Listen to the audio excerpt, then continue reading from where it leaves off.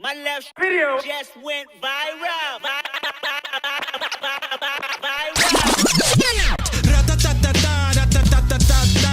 I'ma strike back and take your whole empire. Spontaneous combustion. I'm on fire. I'm on fire. I'm on fire. I'm on fire.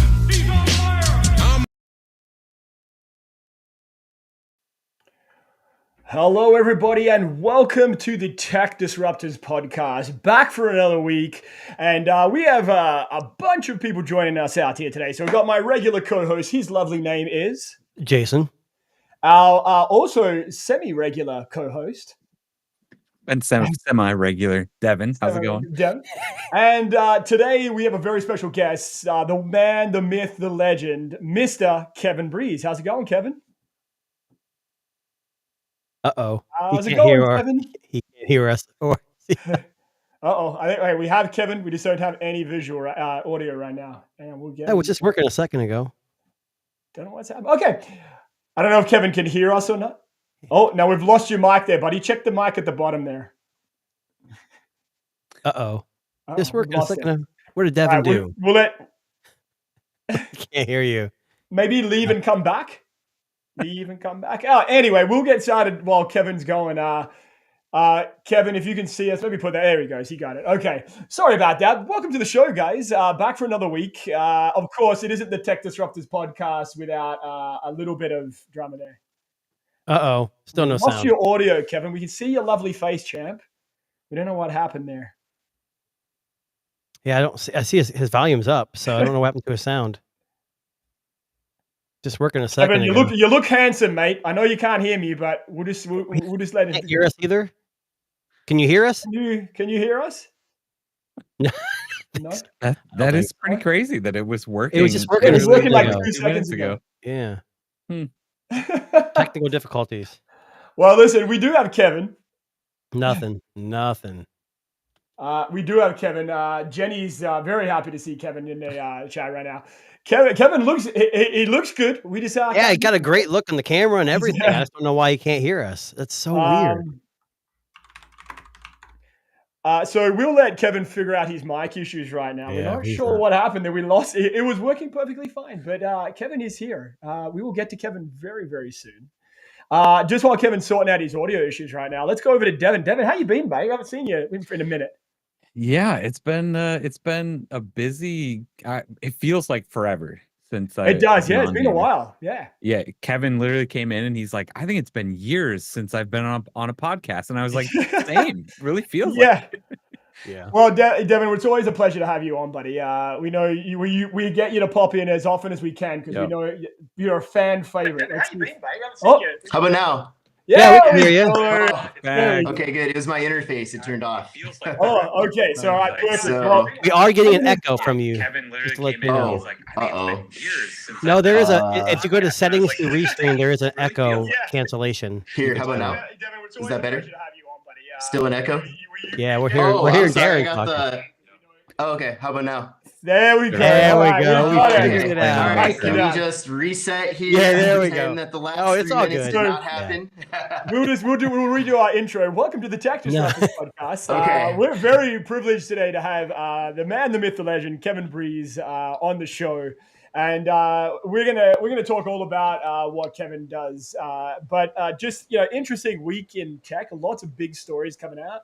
We've got products being cancelled, products being teased for being launched. So we're going to get to all that very, very soon. But thank you to everyone who's joining us live. I'm assuming they came just for Kevin.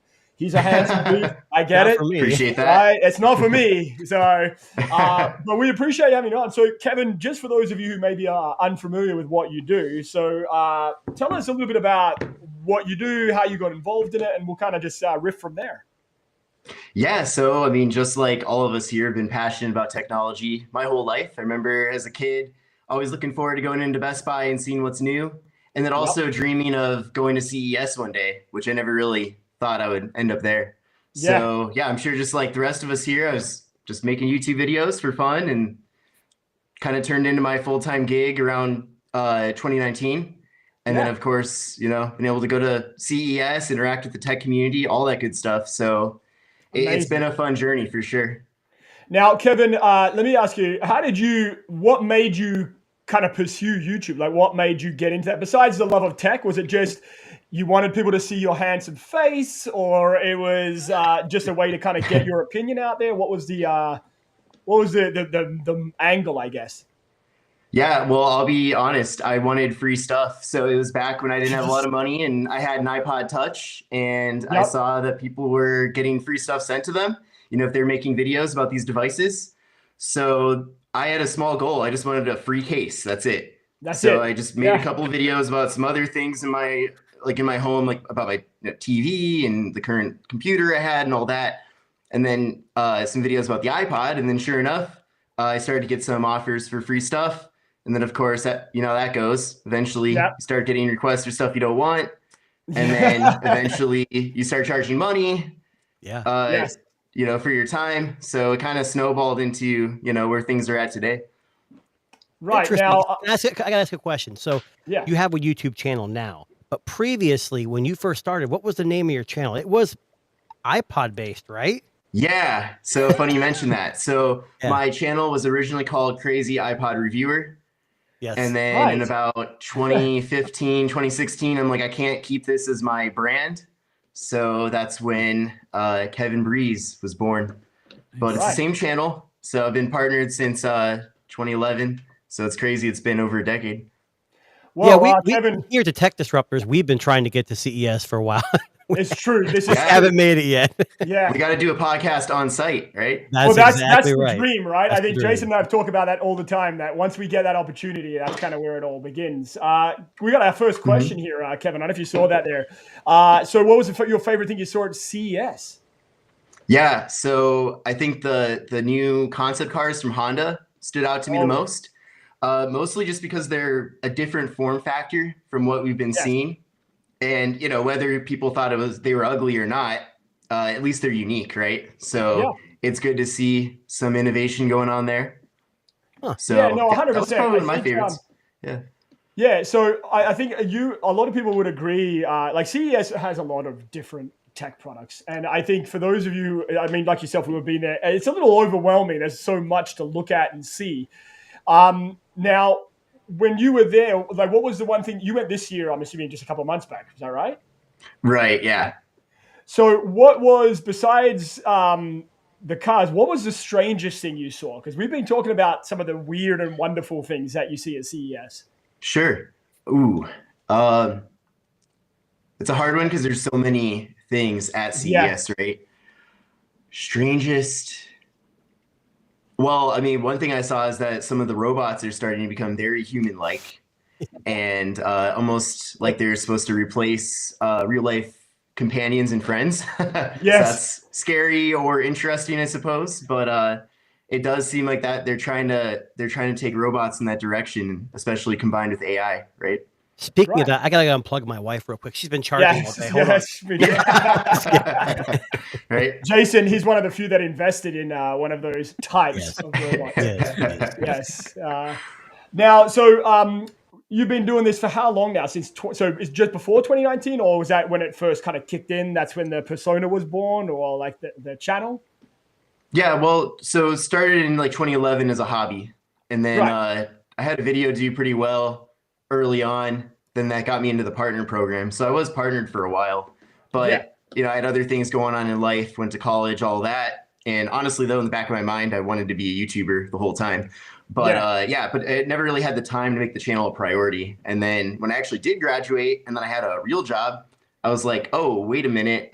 Maybe I should go back to my YouTube channel and grow this a little bit. Because I knew that was my real passion, right? So yeah, for sure. So for anyone watching, I mean, I was definitely at a point where I never thought this would be my job. So, I mean, if you're feeling that way right now, it can always be a possibility. Yeah, and the biggest step is just just put yourself out there. Like, it doesn't matter how you feel, how you think you're going to look. Just put yourself out there and evolve and find that niche or that the thing that people like angle and just do it. Yeah. I mean, it's and speaking of niches, I'm glad you mentioned that, Jason, because that's really what helped my channel go forward. So of course, in the early days, I was getting, free stuff. That's cool. But I wasn't really getting any real growth, especially to the point where I would be able to get real opportunities. Yeah. So eventually I ended up just doing smartphones for a while, and just doing that almost exclusively, and especially the budget phones. It was just a segment of the smartphone market that wasn't being covered as much. But anyway, though, once I focused on just that one thing, that's when I saw like actual growth with the channel. So I know that Jason likes to buy a lot of my phones when I'm done. So I appreciate that. I didn't know. No, ever. Or the other way around. I've bought a few things from you. But I think it's important to know, because like we all talk about the big names, like, oh, we're going to talk about the S25 Ultra, the Apple, everything. Right. It's that Samsung, I'm going to assume they're successful, not based on the S25 Ultra. It's their more budget-friendly phones, So I think your focus on that has definitely been important, because you're right. It's underserved market for sure. Yeah, and even on TikTok too, I've noticed the same thing. So my TikTok grew quite a bit from October to now, just because I had a couple of the budget Samsung A-series phones do really well. So like I unboxed one of those, and it got 2 million views in like a month or so. Nice. And then that kind of propelled more interest in the budget smartphones. So the point is that, while everyone's focused on the Ultra, which I'm covering that too, most regular people are not spending this kind of money. And those people need reviews too. Yep. Yeah. John has a question. Were you able to see the Swipe-Its battery toaster? Oh God, we talked about this. Yeah, I know we talked about this. It looks like a toaster. You put your iPhone in there and it flips out a battery in a battery case. Oh. He's like, no, I haven't seen that one. No. Yes, there's so many things. Yeah. We don't blame you. CES. Yeah. And honestly, I'm starting to gear up now for MWC, which I'm leaving in about a week for that. Now, Kevin, can I ask you a question? Because I know you alerted to this. So I'm assuming you have a degree in something. What was your degree in? It's just a general business degree. Actually, I did a minor in agriculture, which I never ended up. Interesting. Yeah. It's very different from phones and tech. It's so funny because one of the things we talk about is most of us here, all of us here, have a day job, and it's so funny how random some of the degrees and day jobs are. But we always come back to the one thing that we have in common, right? And that is our love of tech. Yeah. Like we love to talk about it and discuss it, and buy things that we probably don't need. But that's kind of the reality. Because Darren went to college to be a clown. A clown college, and he does it on the side, but I do, yeah. No, I had some classes where there were some people like you in there. Oh yes, yes. There's lots of clowns in college. Should I say? We won't go into that now, but no. Usually, I'd be helping you with your homework. No, I'm kidding. No, I've been on both sides of that. But, no, 100%. No, but I was never super into school. Honestly, just wanted to do stuff with tech, and honestly too, like looking back on it, I should have pursued a career in tech as well, instead of, because I did want to be a YouTuber the whole time, but I should have also picked a degree probably related to tech. Yeah. Because as I've been doing this as well, I have also realized that there's a lot of cool jobs that I was unaware of. In the industry, whether it's on the marketing side or the R&D side. I mean, there's just so many opportunities. And like, let's just say my online influencer career disappeared. There's so many other opportunities I know of now. Like if I did need to jump into the workforce or have more of a traditional path, I mean, there's just so many things that I didn't even know existed back when I was a student. So. Right. Well, that's the thing, right? I mean, again, one of the things we when we hear these creators like yourself on here, just kind of pursue your dream, pursue the passion, right? I know it's very easy to fall into the safe profession, we'll call it, the one that you can have a 9 to 5. But I think if you enjoy doing this kind of stuff, like even if you start small, like do a little, make a YouTube channel, go from there. That's kind of how it starts, right? And then if it all goes well, it kind of, you can turn it into a full-time gig. But always having a backup plan, you know. Kevin has a degree, right? He's got a backup plan, you know, who knows? It's interesting because I grew up in tech like my whole life. And then when I went to college, my dad was like, you need to do technology. So I did IT, but I hated programming. I hated C+, I hated Java. I just hated it. And I didn't enjoy it. So I switched, and my undergrad was psychology. Right. And then my master's degree was criminal justice, out of all things. So, but I still love tech the whole time. And now looking back on it, like I agree with Kevin. You look back and you're like, man, if I just would have stuck in tech, I mean, there's so much opportunity, right? You don't understand. Yeah. So, yeah. Yeah. And also, like, people will say, well, what about your resume gap? Right. I mean, I think I have more to talk about if I had to go to a job interview than if I would have not had a resume gap. Oh, you don't have a resume gap. There's no gap there. Everything you've done now can be definitely. That's what I mean. Yeah, right. Yeah. So I think, if anything, just going down this whole influencer path is like the best like marketing crash course, because you also have to do a ton of trial and error in real life.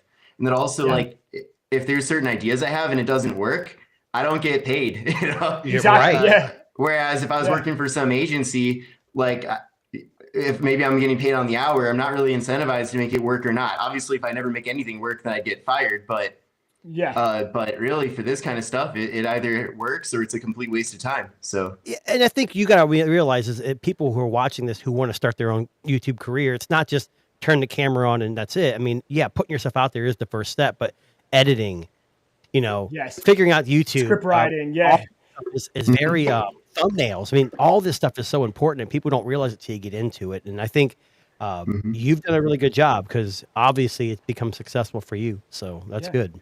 I mean, one thing that Kevin doesn't know is that we all have an OnlyFans account to supplement our tech dreams, our tech disruptors. No, we're just kidding, Kevin. It's okay. We're not that dirty. That's Roddy. But anyway, speaking of long-term goals, I was actually curious as to Hold on, did you just say long-term goals after OnlyFans? Oh, after OnlyFans. Well, hey, don't ruin my segue.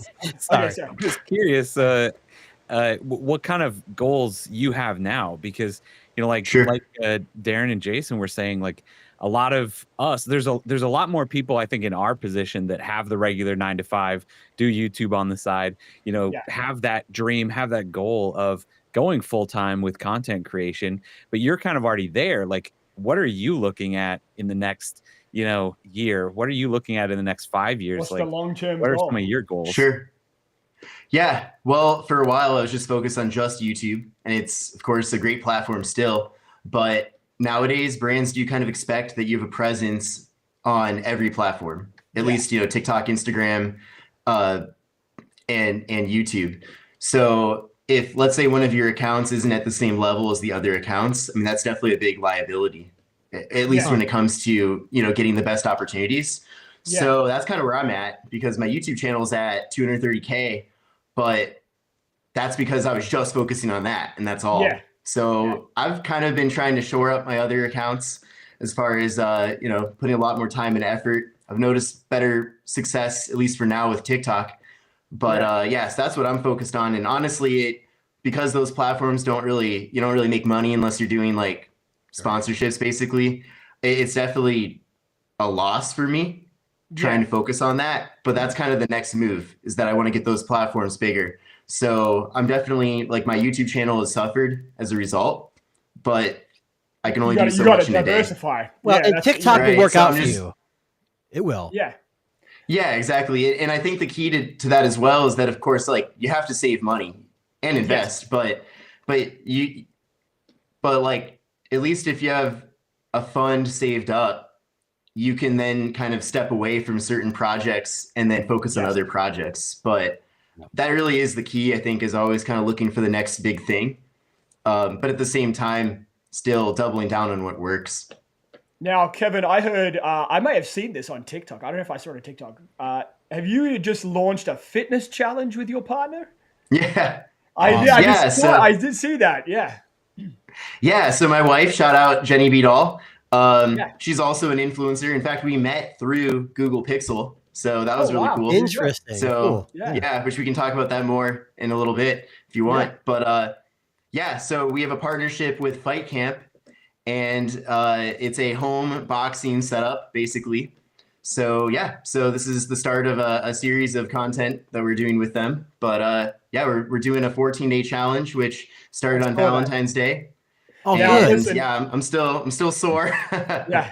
Now, Kevin, I'm going to be honest with you. I do a little bit of boxing myself, and I saw your form in the video. It's not We're good. gonna have to work It'll on get that. better. Right? It'll get better. I promise. We're gonna have to work on that. No, I appreciate when tech people kind of partner up with their spouse, and I think it makes different kind of content. Like one of the things that Jason and I've always talked about is bringing on our spouses, because my spouse and his, I think, would be in the same boat where they're not tech people. No. So my wife thinks that what we do on this podcast is, she's just like, cool podcast, cool. Well, it's kind of like when I go to work, I do a certain job.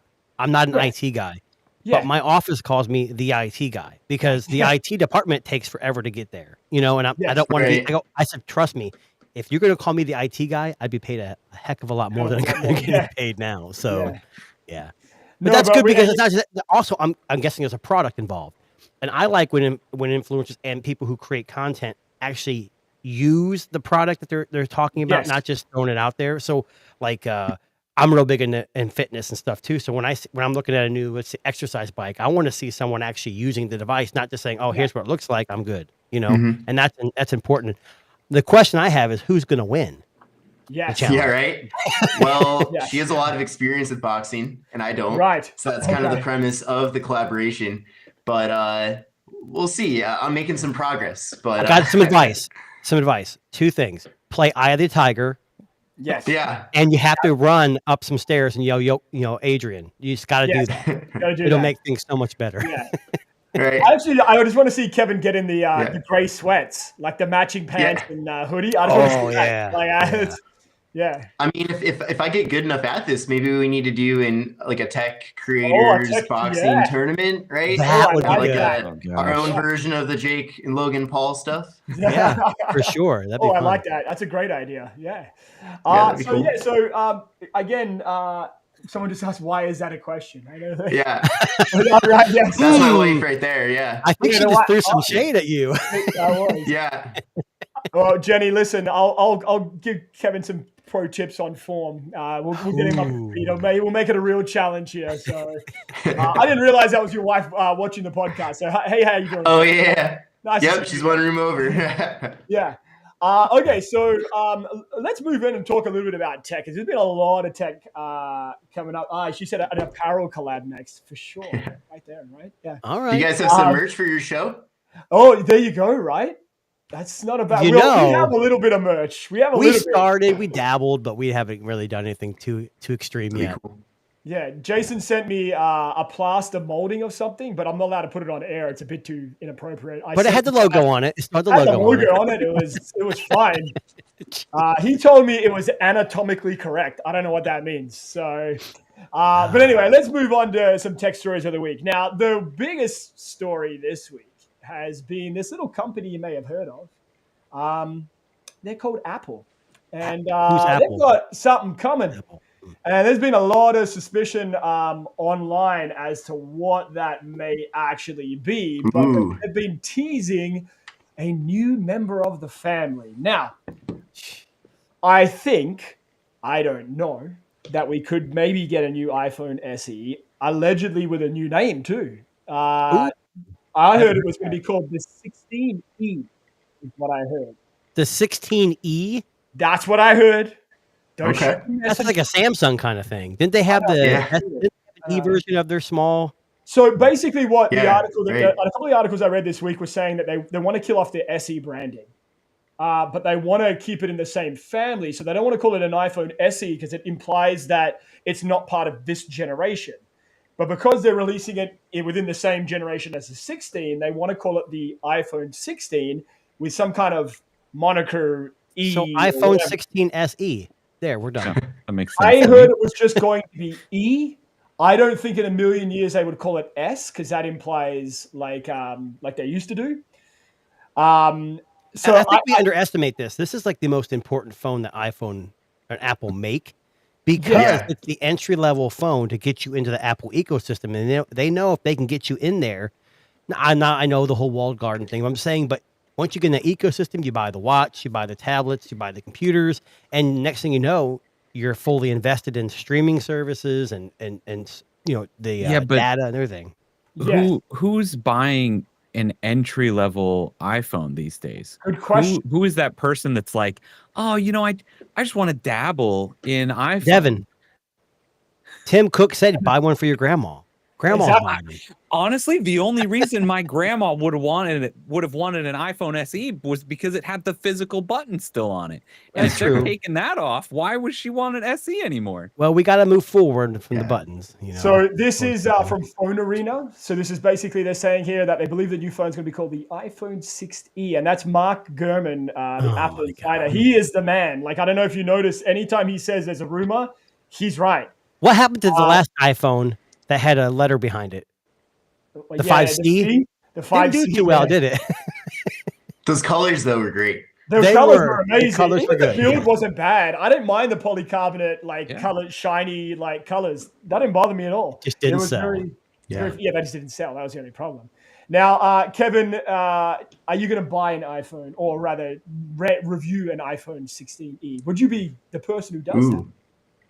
Yeah, so I do prefer to stick with Android, but I know that there are a lot of people who are curious how a device like that would compare to their favorite Android phones. So I will be buying one. Yeah. So I'm curious to see. I mean, I'm imagining it's probably going to be like an iPhone 12. No, here's the problem, though. They said it's going to have Apple Intelligence, so it's got to have a pretty much a newer chip than we were thinking. The problem is what the size of the screen is going to be. That's my thing, because the SEs in the past have been way too small. I'm saying 6.1, like iPhone XR sizing, whatever that was. Something not around the mini size. Not the mini size. No, I don't think so anymore. But I mean, if it is going to be called iPhone 16e, maybe they're not going for the budget category. They're going maybe a step up. So what do you mean, $599? Maybe that'd be a lot. Yeah, $399 is what I was thinking. It's thick. $399 is that would be, especially with that phone on carriers. I think that's really where most people end up buying it. They'll walk into Verizon or T-Mobile or AT&T, and they'll ask like, "Hey, what phone can I get for free?" Or "What iPhone can I get for cheap?" And then they'll point them in that direction.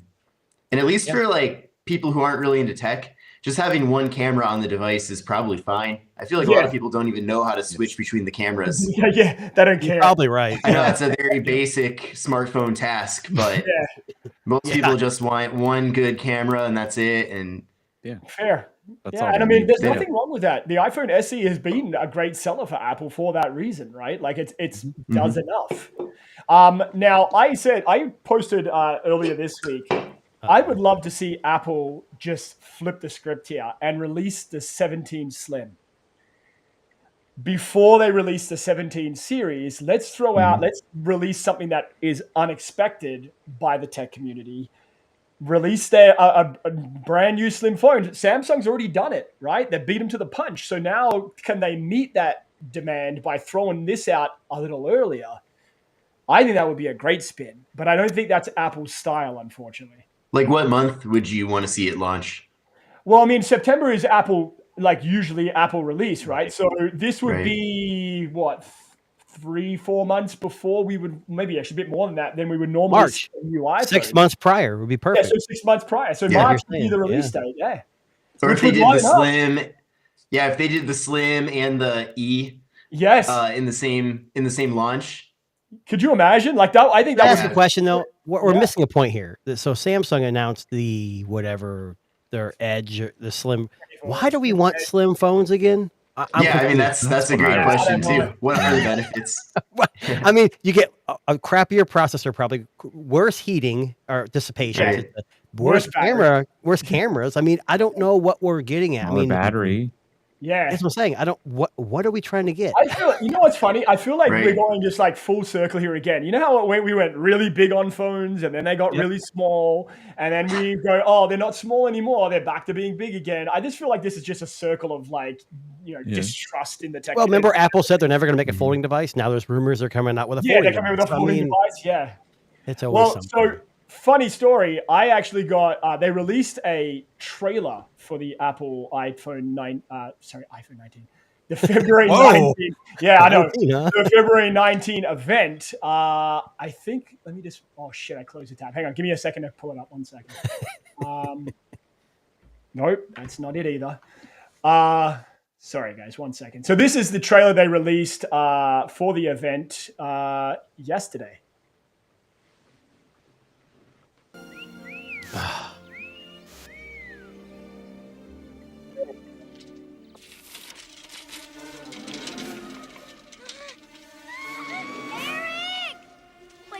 We're kicking Darren out for this. I swear to God. I just kicked him out because this is ridiculous. Even look at Devin's face. Come on. You guys had me there for a second. I couldn't. Sorry, I couldn't resist. It kind of honestly, it had an Apple vibe to it for the first second or so there. sorry. I try to keep things fresh. You know, that's been a running joke. That's not fresh. That is not fresh. That is that's from Mac and Me, one of the greatest, worst movies. I think that was an award-winning movie, actually. It was an award-winning Mac and Me. Being so terrible. I don't think I've ever seen that movie, to be honest with you. No, for real. I think I've just seen part of it. But listen, whatever they decide to release, Apple, whether it's the 16E, an AirTag 2, which I think would be stupid to do that, but it'll be interesting to see if it sells, right? So here we go. Jenny's saying that they're trying to compete with brands like Oppo and Honor. Yeah, Huawei. That's a good point.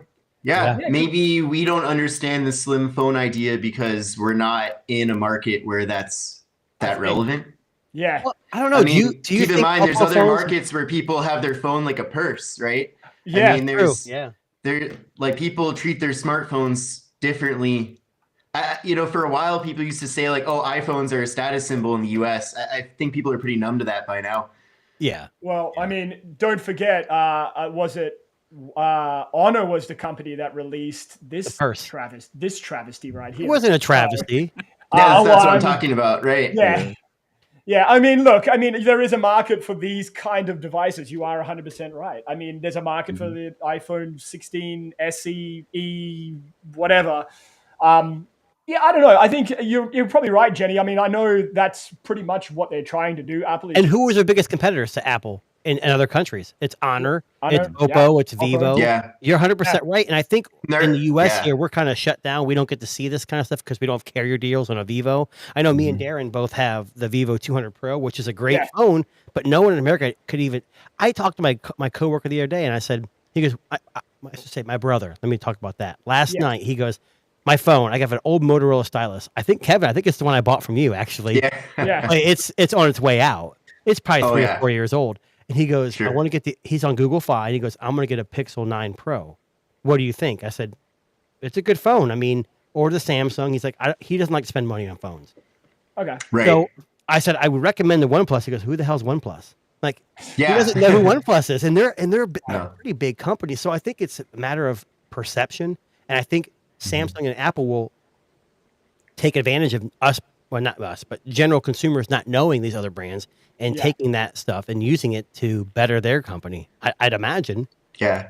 No, yeah. I mean, in real life, at least amongst my friends and people I know, nobody knows about OnePlus, even after all these years of marketing.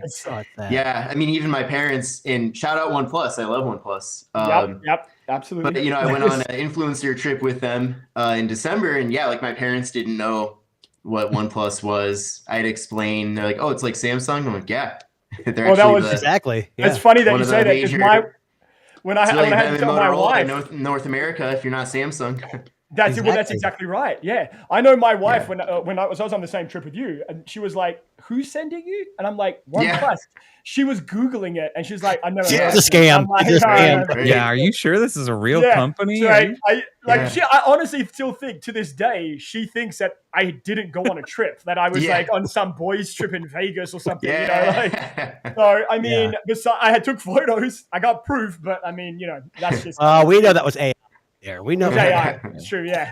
And on that note too, I mean, Lenovo. This goes to show how smart they were for taking over the Motorola brand and not really trying to push their brand. whether it's in North America or I think really anywhere at this point. I think I saw in India now Motorola is one of the top smartphone brands as well. But I mean, these brand names have, billions and billions of dollars of name ID connected to them, right? Yes. So for a new brand to kind of launch and have that same level of familiarity, I mean, that takes, it might take $10 billion, $20 billion, which they wouldn't realistically spend. So there's a ton of value in these older brand names. 100%. And I mean, again, I in North America, we talk about this all the time. If you ain't Apple, you ain't Samsung. People aren't buying. Like I know here in Canada, the carrier stores, it's them, Samsung and Google. That's what maybe Motorola on an outside, maybe a small section, but that's all there is. I think Motorola and Google are making headway, but you got giants like Samsung and Apple. In the United States, that's all there is. I hate to say it like that. I mean, I want to say Google's more popular, so is Motorola, but I think in the tech community, it's more widely known. Like OnePlus, I see people saying, I'm returning my S25 Ultra and keeping my OnePlus 13. I mean, that's... Let's do this. Okay, so you and I were on that OnePlus trip, right? So I've been saying, since I had that OnePlus 13 in my hand, and I now have the S25 Ultra, I actually like the OnePlus 13 better. All the metrics, it's a lot better as a device. Now, I'm not talking about price because that's irrelevant to me, but one of the things for me, I don't mean like, no, sorry, I don't mean it like that. I'm saying that, I'm just kidding. Like the OnePlus, we were given a device at the event, but I bought the Samsung S25 Ultra myself. So like it's a wash. But in a lot of ways, I feel like OnePlus probably has a massive hit on their hands, but no one knows about it. So what's your experience been? Because I'm assuming you have both devices too, right? So what's your experience been with your approach here? Yeah, so I have enjoyed both. As a content creator, though, I have kind of been finding the Samsung to be better. Okay. So for a really small reason. But some of these things, it's even a little reason can make a big difference. Oh, yeah. So even just plugging an external mic into the Samsung, I like that it has a pop-up that tells me the mic is now connected. And I haven't tried it since, but I also tried an external mic with the OnePlus 13, and there was like a lot of lag or like audio latency. So maybe a software update fixed that, but they really just took one. So like just a little thing like that is making me use the Galaxy more. Obviously, my situation is unique as a content creator. Most people aren't going to plug in an external mic. Yeah. But everyone has.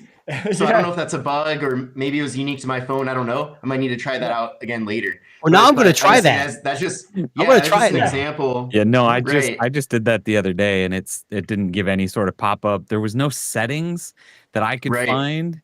There's one setting that says like when an external mic is plugged in, default to it. But yeah, you have no idea. I literally had to record something, like blow on the mic and then play it back to see if it was working. Yeah, I just did that the other day too. Right. And other smartphone brands don't necessarily offer that little pop-up. Like on the iPhone, they don't. But I'm just saying if you have to do that versus Samsung, I mean, just that one little thing might be enough of a reason. But I mean, that's the thing too, right? Like I completely understand what you're saying here with that, is that if that is something that you do regularly, that could be make or break for someone who buys a OnePlus device, right? Like if you're like, oh, I'm going to try OnePlus for the first time, and you are a content creator and you got to plug in that mic and you're like, I don't know if this thing's working, this is garbage, that person's returning that phone. Yeah, right? But here's the thing though, the OnePlus 13 isn't made for, I mean, I shouldn't say it's not made for content creators, it probably is, but the general public is what they're aiming these phones for. I mean, generally. I know, like the iPhone 16 Pro Max, I'm going to be honest with you, 95% of people that buy that probably don't need the Pro. They just need the 16. Right. Yeah. So I think it's just a better, I got the best of the best. So that's my opinion. But there also might be somebody who loves using Air Actions on their Galaxy. Yeah. I don't know who. The 5 people, right? But they're going to be mad. I mean, they're probably going to keep their S24 Ultra. I mean, I know other people who were mad when they removed the SD card. Like I have a family member who kept buying, I think it was the S20 was the last generation of the card slot. He kept buying that every time. So once his phone, so he's had like 3 S20s by now, and inevitably he's going to have to move on. But But yeah, like when they say like, oh, we were cutting this feature because no one uses it. Well, there's still enough people to pack a football arena. Right. Yeah, for sure. So, that's interesting. It's funny. I don't think maybe I hope that's the last time we see this year, but there's never been so much like backlash over such a small thing on a smartphone being removed. So like the Bluetooth functionality on that S Pen, it made people fucking riot. Here's what's funny. Like, I had the S24 Ultra. so I took it to like a pumpkin patch with my family, and I'm like, I'm gonna try the S Pen on the S24. It was great. I used it one time that entire year. Like I understand they took it out, but my only question is taking it out, what did they save? Battery life?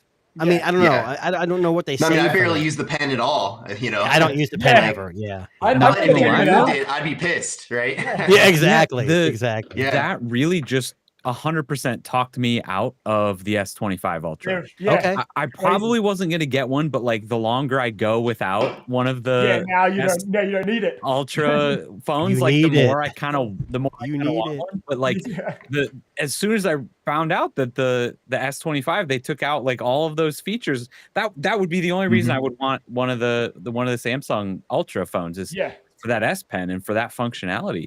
If they're taking that out, I don't know. So buy the S25 Plus. Buy the S25 Plus. Yeah. So, and the colors are better too. Exactly. Yeah. Well, so it's funny. Like I was talking to Dan, who's another regular host on our show here, and I said to him, and I bet him $50. I said, "This will be the last time we see an S Pen in an Ultra phone."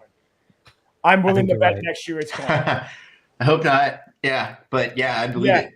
Yeah, just because. Then what's the next thing? What's the next thing for a slab phone? Well, either they're gonna go, oh, we've switched to the silicon carbon batteries and we're gonna give you a 7,000 milliamp battery. I don't want to hear the excuse. I want to know what the so you're saying a bigger battery, okay? Bigger battery, or I don't know, a new camera, a sixth camera. Like I don't know. You know what? Bring back the VR headset. Let's put it in a VR headset like they used to do back in the day. That was fun. Well, they'll probably bundle that once it's like out, right? Yeah, well, that's it. Yeah. Now, can we talk about OnePlus? Because the second biggest story this week was this. Oh, I know. So, OnePlus Open 2. Now, I think this was probably one of the more anticipated releases this year. And basically, OnePlus came out this week and said, you know what? We're going to skip it this year. We're not going to release the OnePlus. But didn't Oppo release just release a new one? So, but they're only releasing a China-only model. Well, right, but maybe... I hate to say this. I don't think foldables are taking off in the US. I just don't think they are. I don't think they're as popular as we think they are. And Samsung dominates. So why would anybody even try? I don't know. But I do find it there's a little bit of suspicion. In the back of my mind, I'm thinking to myself, Oppo doesn't release in North America. They don't have a market here. There's nothing here you can buy. And that's going to be a China-only release at N5, right? Now, as beautiful as it is, I would probably buy it myself if it didn't cost me a kidney. But, one of the things about the OnePlus Open 2 is that it really was the only decent direct competitor to Samsung. So did they just not sell enough? And they're like, OnePlus just went, you know what, it's not. So I think general public, I shouldn't interrupt, but like my dad's a big tech guy with me. He got me involved in tech, and he had the OnePlus 2. He actually bought it from somebody on X. I'm not going to say a name. But anyways, he bought it and he loved it. But you know what he's found out? It wasn't that great. And now, you know what he has now? The 13. Yeah. So I think these foldables in practice, I think it's all about aspect ratio. I think Apple's going to do something similar to this. It's going to be a square. And if you're an iPhone, iPad user, you're going to like that 4:3, whatever it is. I prefer the widescreen of the original Fold. I just didn't like the original Fold from Google. Like that widescreen, because it made sense. Like, hey, I'm going to watch content in a 16:9 aspect ratio. I'm going to get less black bars than I am on a phone at the box. What are you gaining from having that? Now, if you're a productivity monster, I get it. But besides that, like most people are going to watch YouTube, and you're not going to get much of a benefit on a foldable phone. Can I make an early prediction here? Because I reckon Google's going to not release one this year either, and I'll tell you why. Yeah, probably not. Yeah, I reckon they're going to release it with their new chipset next year. So they're going to skip this year with the Pixel Fold 3. They will come back next year with their new chipset. Is it TSMC. Yes. Yeah. They're going to come back with a new chipset. It's going to be an amazing year for Pixel all around because it will be able to directly compete in a bigger way. I reckon that Google won't do it either this year. I'm gonna call that now. If OnePlus isn't doing it, Google's going to take a year off. They're just going to hiatus this year and just focus on their pro releases. Maybe, I don't know, give us something different and their new headphones or something. A VR headset perhaps instead. And you know what we've learned from this year? You know what we've learned from this year? The S25 is a great phone. The iPhone 16 is a great phone, but they're boring. Yeah. They're kind of iterative updates from last year. Companies need to go. I know it's about money and it's about churn. If you've ever been in a cell phone, like selling cell phones at T-Mobile, it's about churn, getting people to come back in and upgrade. We need to go back to let's literally not do anything every 2 years. You know, they used to do the big update and then an SE or like a midway, and then they do the big update. Let's just cancel all that out and just do upgrades every 2 years. That way there's something iterative that we are actually interested in, potentially. That's just me. Now, again, Evan, what was your thoughts on this? Well, I thought that's what they were doing with the Open. You know, speaking of that, they didn't think that it needed to be an annual release. So that's why I was also shocked. But another question I'm curious about what you guys think is, do you think we would have gotten an Open 2 if the original Open actually sold well? And then also, how well does a OnePlus phone have to sell to be a success? Because by that logic, wouldn't they just end the whole brand? I mean, in the US, because it's not like what is selling well in the US. I don't even know what their metric is of success, but it's not like they really are. Again, no shade to them because I love the company and the brand, and it's you know, they're great. I just don't like if this was a flop, then how well did it have to sell to be a success? It's a business at the end of the day. I don't know the sales figures, but I'm guessing that maybe it only sold like less than 500,000, I'm sure. I'm trying to find some I can't right now. The thing is, it's a business. So us enthusiasts, the OnePlus Open was a great device. I mean, it was an amazing device. And I'm not taking anything away from it. I didn't appreciate the aspect ratio, but doesn't mean it wasn't a good device. Had good cameras, software updates were there, screen was amazing. But people don't care. If they don't care, why would OnePlus keep sinking marketing money and investing in development? R&D is not cheap, and that's why. No. And Google is finding that out hardcore with Tensor. They're so far behind that they're struggling with catching up. But they're still great devices. But I don't know, 500,000. There's got to at least be 1 million. So there's no official statistics here, but one metric which might explain why the OnePlus Open 2 was cancelled was that there's been a sudden drop in sales in India in particular of OnePlus. And I mean dramatically dropped. And that's a big market. Yeah, and that's a big market for them. So because you've got all these other brands now that are available in these other markets that never used to be, right? So OnePlus just hasn't sold in a country that has a lot of people. So I'm wondering, if maybe that's got something to do with it. Is that interesting? Maybe they're not the market that they thought they were going to kill in. They didn't kill in, and they went, we should probably save a bit of money here. I mean, my other interesting because then you have companies like Nothing who are rumored to be releasing an Ultra phone and a Pro phone and a foldable, and it's like, companies still want to throw their hats in the ring in the arena, but why? I don't know. Samsung's got it on lock. Right. The Fold 6 is a great phone. It's an iterative update, but Samsung's got a point. Why fix something that's not broken? They're selling the most, probably the foldable phones of any company in the US, at least. Well, so I'm just sorry. I'm fascinated by this now. So the Canalys report.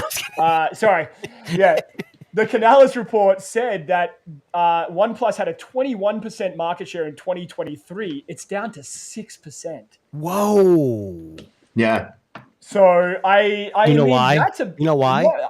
It's that damn cruise. Yes, I just said that. You read my mind. I was just about to say the cruise bankrupted him. Now, Kevin, just for some context, I was on a little rowboat. I was following your cruise ship the whole time. I was paddling out there. I took lots of photos. I thought I saw you out there one of the nights. It was kind of cold, so I went back inside. Thanks. So I mean, it's a sad maybe day for foldables, for especially OnePlus. I mean, if the Oppo Find N5 sells like gangbusters internationally, maybe they might resurrect it before the end of the year. Well, that won't be hard because Vivo, Oppo, all those guys all use the same, manufacturing process, I guess you could say, because they're all the same company. Right. So all OnePlus has to do is take Just that rip the recipe, brand off. throw their software on it that's more, acceptable to the people in North America because we don't like certain things. And I'm gonna be honest with you. If OnePlus just fucking took a sticker and put it over Oppo on the back and then just fucking that's what everyone wants. Like, I'm all right with that. Like, I'll be all right with that. If the Vivo 200 Pro, this thing came out with a OnePlus, I would be all over all the time. Yeah. It's an amazing phone. I don't know why they can't sell it here. It's all about carrier. OnePlus used to be sold at T-Mobile years ago. Right. What happened? Come on. Yeah. So I've asked them. When I asked, they just said, well, it's just not part of our strategy anymore. So, I mean, that's fair. It wasn't selling good. I know that they probably what happened, if I had to guess, is that they have to pay to be in those stores because it just doesn't. The economics, it doesn't really, like, the carriers don't necessarily care to have a ton of different options, right? So if you really want them to highlight you and you're not already a leading brand, then they're gonna make that difficult. But still, though, I mean, I think they had to be on the carriers. Also, at least in the U.S., they were selling the Nord phones for a while. On T-Mobile and Metro, and I covered those for those were some of the most popular OnePlus phones I've ever covered. And I'm guessing that they probably pulled those, they stopped selling Nord phones at the carrier stores in the U.S. for the same reason that it just wasn't making them enough money. But I think that's a great way to introduce the brand because a lot of people that go into prepaid stores, they just want any phone they can get that's free for the most part or really cheap. So let's say they get a Nord phone and then OnePlus doesn't make profit off that. Well, at least the person now has a OnePlus device. And then later on, when maybe they want a nicer smartphone the next time, then at least they might want to give one of the mid-rangers or a flagship a try. So it just seems like their phones are their flagships are for the 13, it's as good as it's ever been. Yeah. But the brand seems like it's on a decline. Like it's just not as relevant. They need it as far as their distribution goes. So I don't know what they're never gonna catch up to Samsung if they're not on, not even on a carrier. They're not even on, they really need to be on all the carriers, but they're not even on a single carrier. So do you remember when Google released the Pixel? They had in Best Buy, they had those Google exclusive sections in the store in Best Buy. We already know that OnePlus can be bought in Best Buy. Why don't they buy retail space in the Best Buy store and just have a massive display with all their phones on going? Well, Darren, not just that. Kevin made a good point. We talked about the iPhone 16e or whatever they're going to call it. That's the entry level point of a iPhone user. So he pretty much just gave them the roadmap, OnePlus roadmap. Get them on a Nord, which is a hell of a device. They did that for a few years. I don't know why they decided not to. I think it's a combination of OnePlus not wanting to pay, like you said, or just they're not selling. People are going, hey, and I'll be honest, I haven't had a Samsung since the S24, and I got rid of that thing probably almost 12 months ago to the day when this came out. And I actually am really enjoying One UI 7. I got the Ultra Watch, and when I turn this thing on, the way it's just Apple iPhone like. It connects and instantly it pops up on the screen. Same with their earbuds. So I think other Android companies, Google is pretty good at this too, but I mean other Android companies need to get on the same thing. That people want to buy something and they want to be involved with them 100%. That's why OnePlus used to be so good when they were that lottery tickets to get a phone. Xiaomi is built on a fan base. That's what they are. It's a fan base that loves them. And I think Apple has done that here in the US with cachet. I mean, if you have an iPhone, you're cool, So, Devin, do you have an iPhone? Ooh, no. Sorry. We haven't had an Apple device in the house for a couple of years now. Well, there's someone that posted on X. They said, I'm on Android. I'm happy with it. And it was funny because my family, we're all Android, but my in-laws are all iPhone. Yeah. And it's well, how do you video talk to somebody? Well, you can download Google Meet. It's not hard. It's an app. Everyone has Gmail accounts, but that's how you get locked into a company. So, yeah. Things are at least getting better now with RCS. Yes. Yeah, well, yeah, it's a bit more cross-platform. I mean, from at least from my experience, and with my real life like local friends and stuff, that's been a game changer. Yeah. As far as the people who have an Android phone, those that have an iPhone. I mean, you know how they say that people don't add people to the group chat for this reason. Yes. I've witnessed that in real life. So That's crazy. yeah. So it Is does there a happen. term But with RCS, it seems like that's pretty much ended that because it's really For not sure. a big deal. Yeah.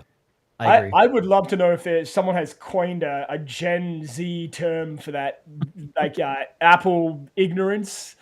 There's got to be some kind of like term out there. I'm gonna have to see if I can find that. But It's interesting. My kids are young and they all have Android and they haven't been pressured to get an iPhone. And I don't know if kids are just going to be more savvy getting older. Like, hey, yeah, I have an iPhone, you have an Android, but we can get Google Meet, we can do, Telegram, WhatsApp, whatever, or RCS. I don't know. I haven't had any backlash yet, and my oldest is 13, so we'll see. Okay. Now, I think things are actually heading in the right direction.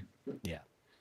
Does anybody use that? Because on Apple devices, you can invite an Android to FaceTime, right? Like, if you send a link. Yeah. Is My that daughter's used it, yes, and Okay, she's yeah. used it, yeah. I was just wondering if anybody actually used it because I've never heard a single person say, I've never- "Hey, you have an Android phone. I'm going to send you a link so that we can FaceTime each other." I've never heard that ever said in So I have a coworker who her whole family has iPhones, but her Right. husband loves Android. Well, Okay. he went and got an iPhone 13 because it was free through Verizon or whatever, and he still hates the fact that it doesn't have Pixel or Samsung. And I said, "Why does your husband? What's his reservation?" She goes, "Well, he doesn't want to pay full price for a phone." I said, "Well, why does he have to have an iPhone?" Sorry, Anyways. just laugh out loud. You know there. what? Just respond to that right now. Yeah. Yeah, I mean that's why I have 2 SIM cards, right? So Ah. Yeah. So you're saying if you hadn't had if you had a green bubble when you met, it may not have turned out the same way. right? Yeah. Right? Yeah. Ooh. So there Yeah, you but go. going back, like it's just like I don't understand. I'm older, so I don't get it. I think it's like I don't think it's as big as it was. Like people don't really care anymore. I don't think. But I don't know. I think it's a waste of time. Get Telegram, WhatsApp, Signal, whatever your preference is, and just get everyone on it, and it's the same exact thing. But RCS has come a long way. There's issues with security. They were blowing up a while back, but I'm sure Google and the profiles. The problem is Apple's slow to acknowledge the new profiles of RCS, which involves more security. So hopefully they'll jump on that.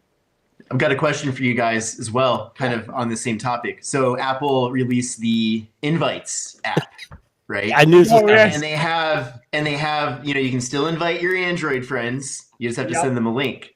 So I guess what I'm thinking now is, like, is Apple going to have a monopoly on parties and events, and you're definitely not invited if you don't have the Invites app.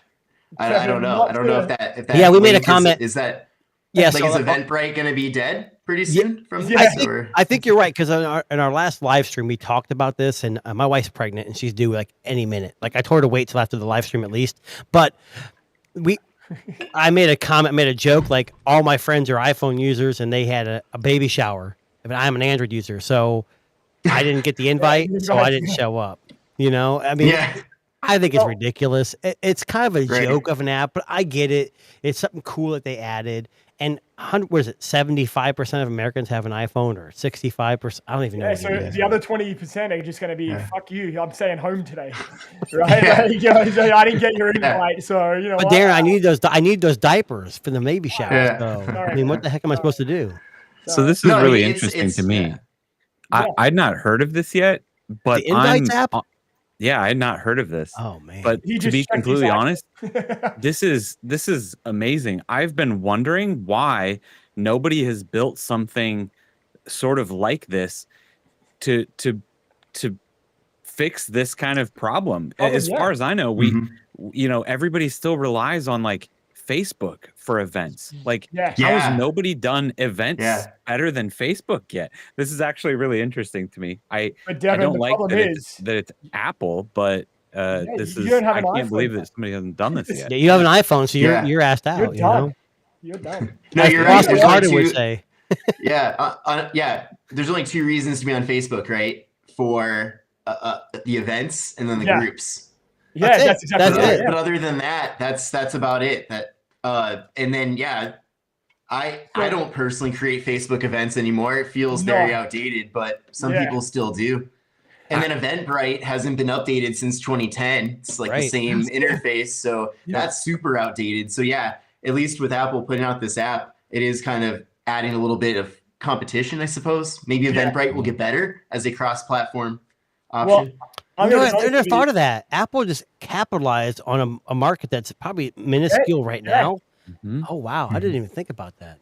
But you know what's funny? So because I have a big Italian family, we get a lot. There's a lot of invites, right? Baptisms, confirmations, weddings, dinners.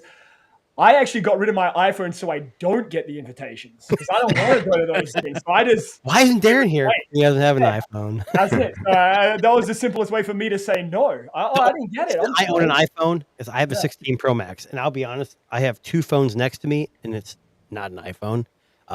It's just to be in both camps. I want to know what's going on with iOS. I want to know what's with Android. And the problem with Android, it's not fragmented. I hate that term. It's just like everyone uses a different UI. And Samsung has perfected the UI. I think this year it's gotten much better. But I think Apple is not simple anymore. The iOS 18 is very complicated now. It's so complicated. It's ridiculous. But I'm not trying to dog on Apple because we all know, Darren, if it's not Apple, it ain't what? It ain't shit. That's exactly, unfortunately, how people think. Now, before we wrap up, I just want to ask you guys a quick question because this will kind of pivot into our final story here. So, Kevin, in your house, and be honest, because Jenny's watching. Ooh. Do you do chores yourself, or does it mostly fall under Jenny? Ooh. We both do chores. Good answer. Good answer. Good answer. Yeah, no, that's true. It is true. Okay. So, sometimes she'll cook, and then I'm the one that puts the dishes in the dishwasher. Sometimes it's the other way around. So it kind of depends on our day because we're both full-time creators. So sometimes she needs to film all day, and then I pick up the slack on something else, and vice versa. So it's a very solid answer. What about you, Devin? Yeah. Oh, my wife never watches the podcast, so it's all me, 100%. Oh, right. I do all the chores, everything. Yeah. Okay, and Jason. I'm not going to answer that question. Okay, he's taking. So the reason I asked, my wife doesn't watch the podcast, but by chance she does. I'm not going to say anything. And there's also a baby on the way, so I just don't really want to mess with this topic right now. Make the baby come out. I'll just say I do right now with where she's at. Oh, yeah. I'm doing all the laundry, all the dishes, taking the kids. I mean, it should be because I'm the gopher. You know, when your wife's that pregnant, you're the gopher. You got to make sure she's okay. But yeah, typically it's shared for sure. Okay. Well, the reason I bring it up is because the last story that caught my attention this week was that Meta is working on a humanoid robot that can help with your chores. That'd be nice. Listen, honestly, I saw it and went, for the first time ever, this is something that I would actually want in my house. Not because I don't help. Aaron, you have a kid, right? I do. So don't we have kids that do the chores? So it's funny that you say that. So this is the first year. My son's 12. This is the first year that I've asked him to come and help me shovel, and he actually didn't fight me on it. He was like, "Let's go, sure, I'll come and help you." Nice. I mean, he complained the entire time while he was doing it. Of course. But, I mean, he still helped out. But 14 inches is a lot of snow to shovel. I mean, come on, I needed help. I said to my son, I'm like, "Listen, I can't do this on my own. You're gonna have to come out today." And he was like, "All right, okay, I'll come out, sure." But if I had a robot that could shovel snow, even just take out the garbage, maybe, I don't know, wash some dishes, it would make life so much easier. And I know I don't really say that much about robotics because, I always think, we've talked about robotics a lot on this show and how, they're too smart for their own good. But I would totally buy. Can I be honest? I have two kids and then they will be doing chores. I still have the robot. I'm like, hey, go help the robot with the chores. Well, think about this, if you have this robot, you don't need as many smart devices, right? You don't need a smart vacuum. You can just have it use your vacuum. Ooh. Yes. You don't need all these various connected things. Smart laundry washer, disher, all that stuff. Yeah, lawnmower, all that stuff that can. So oh my god, maybe this will breathe new life into old tech. Yeah. Oh, that would be. This is one of those. You don't need a self-driving car because the robot will drive your car. Oh my god, that's the dream right there. Like honestly, if this is a reality, I would love it. I would love that. I don't know. I'm not the self-driving thing kind of worries me, but you're right. I mean, whether it's Tesla driving you or a robot, I guess it's the same thing, Yeah. So I mean, listen, it's all exactly. This is the future we live in. Meta might be making something that makes our world. And did you read the article about Meta? Like they're doing some undersea connected. Cable. Yeah. I mean, they're connecting every country with fiber optic under 6,000 meters under the, and it's going to be they're using it for their AI to help better their AI. I mean, if they're all this because they're mad that Apple cut their tracking. Yeah, exactly. Yeah, that's exactly right. Fine, we'll just make our own internet. They're making their walled garden, right? Yeah. Meta's doing the after same they spent thing. $100 billion on the metaverse. And you know what's funny? I was watching. I was watching a science fiction movie the other day. It was meant to be a parody of a future world that we might live in, and the companies were all owned by the big corporations. So Meta owned McDonald's and whatever.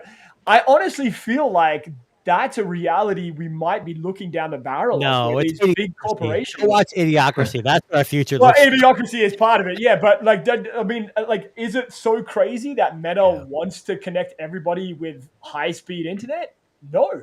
Why not? Try to fight back against Starlink and all these other companies that are trying to spread out, right? It's not a crazy idea, but if this is it's funny. It's not I find this tech arms race used to be about who can make the best smartphone or tablet or computer. Now it's what other industry can we dabble in to get our name recognized, right? So VR, internet, cabling, all that stuff, robotics. So it's an interesting world, man. I don't know. It's going to be interesting to see what kind of progresses with all of this AI push from all these companies. And But anyway, that actually brings us to the end of today's show. Kevin, thank you so much for joining us, buddy. It's been a pleasure having you on. Yeah, it's great hanging out. I feel like we could chat all day. Oh, we could all day. Listen, it's been fun. So I definitely want to do this again. For sure, man. And listen, we're going to get Jenny on as well because Jenny was making me pack up my laughing on this chat. I know. So next time we get her on, we're going to get the two of you on together, man, because I think that'll be a fun afternoon. So thank you very much. Please check out Kevin. He's on YouTube, TikTok, Instagram, all those amazing places you can find great content. Also, check out our other co-hosts here, Devin and Jason, with their respective YouTube channels and everything in between. And if you like what you heard today, please hit that subscribe button. We are on YouTube, Spotify, Apple Podcasts, Good Pods, anywhere you find good tech podcasts. And if you are not subscribed, then you miss it out. So don't be that person. Throw us a comment, give us a like, whatever makes you feel like you're enjoying the show. And we will definitely see you same time next week. Thanks, everybody.